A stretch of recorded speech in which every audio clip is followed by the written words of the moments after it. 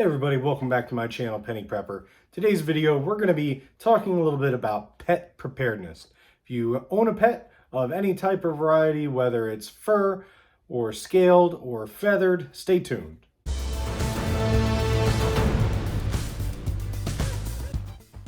If you weren't already aware, it's actually Pet Preparedness Month, which is why we're going to be focusing on the topic of pet preparedness. All right, welcome back to my channel, Penny Prepper. As I said, today's video is going to be about pet preparedness. So whether that's your furry friend or your scaly buddy, you're going to have to tailor your preparedness needs towards their specific needs. So getting your pets prepared for an emergency is going to consist of three crucial components. The first one is going to be making sure that you have a plan in place.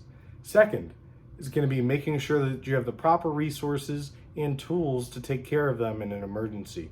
And three is going to be making sure that you stay up to date with new information and all of the information in your packets. One of the first and most important parts of making a pet preparedness plan is going to be actually making an evacuation plan for your pet specifically. That's going to be making sure that the hotels that you're going to be going to, or shelters, or along the way, or evacuation route is going to have a place for you and your pets to stay. A lot of hotels will not allow pets or animals. If you have much larger animals such as horses, pigs, goats, stuff like that, farm animals, you're going to have a lot harder time finding places that can actually hold your animals until after a disaster is over.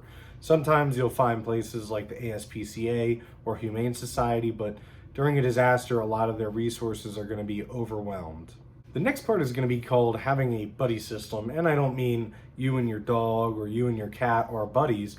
I'm talking more about if you are incapacitated or unable to take care of them, having somebody that knows about your pet, has their information, maybe has a spare key that they can let themselves in to actually take care of your animal while you're away. Maybe it's just something as simple as a workplace injury and you live alone and you have your neighbor take care of your dog until you get back. With that buddy system, you're probably going to want to pick somebody that your pet or animal is familiar with, somebody that will not necessarily give the animal an anxious feeling or feeling as though a stranger is in their home.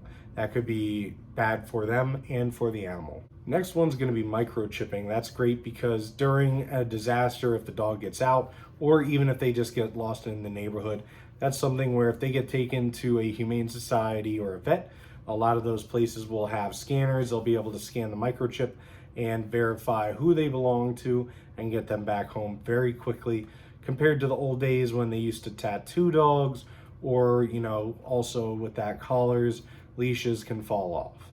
Next part is going to be staying informed. That means about the upcoming disasters, or basically pre-planning everything, making sure that you have the proper information of what's going to be happening. Also having all your pets' information up to date, a picture, their weight, their vet records, stuff like that. Have that in a sealed plastic bag that you can take, make copies, have some at home, have some in your bug out bag, have some in their bag that you make for them. All right, on to the main components here. So the very first part of getting them a bag or some stuff to get them ready for an emergency is going to be having several days worth of food on hand for them. Make sure that it's something that they are used to, not something that's going to upset their stomach. If they need wet food, have plenty of that, as well as whatever dry food they normally eat. All right, next on the list is going to be making sure that you have enough water for them. Obviously, if you are preparing for a disaster, you should probably have enough water for yourself, but also be carrying enough water for your pets. However many there are, make sure that it's clean, you have a bowl for them. I've seen a lot of really cool contraptions where it looks like a little water bottle, has a piece of rubber that folds out, and it has a little bowl for them to lap right out of. If your animal or pet takes any prescribed medications, make sure that you get with the vet, have a little bit of that medication stocked up, at least for a couple days, especially if you know that some sort of disaster is going to be going on. Have that ahead of time, and then also make sure that you keep some separate just in case you lose the main supply. Next is going to be make sure that you have a first aid kit specifically tailored to your animal. That's mostly because every type of animal is going to be a little bit different, especially from us. So make sure that get with your vet, talk with them, see what they recommend. And then also, I mean, you can never go wrong with gauze. You can utilize that for yourself as well. But see if there's any specific medication or types of bandages, tape that may stick to fur better than human skin, stuff like that. The next one's going to be a very important part, and that's going to be making sure that you have a spare leash, collar, or harness, even a pet carrier for your animal. That's mostly because if you lose control of that animal during a disaster, you may not be able to regain it due to their high anxiety. They can definitely sense it from you. But also having that collar, that harness is a way of identifying them and keeping a hold of them in case you were to lose them in a crowd or something scary were to happen and they were to run off. Getting the type of leash that already has a loop in it can be a great alternative. You can have that in your car. Just in case they slip their collar, you can put that on. Then you don't need a collar and you just have that leash right there. Next one is not the most important one, but it's something to definitely look at. It's going to be grooming. So for instance, I have a giant German Shepherd and he sheds a lot. Maybe taking his brush along wouldn't be the worst thing in the world.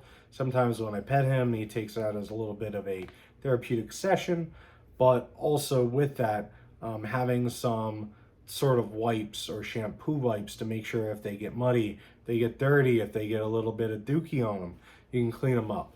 Next is going to be sanitation. That could be anywhere from dog poop bags to diapers on some senior animals, training pads for puppies and little cats, stuff like that, and also kitty litter.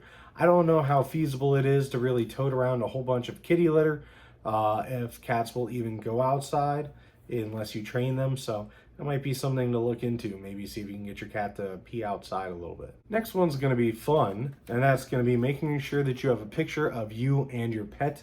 Not just to show everybody, hey, look how much I love my dog, and to remember them by if they do get lost or something were to happen, but also in case you need to show somebody and prove to them that they are your pet, or that you're the owner and you're not just trying to steal them out of a shelter.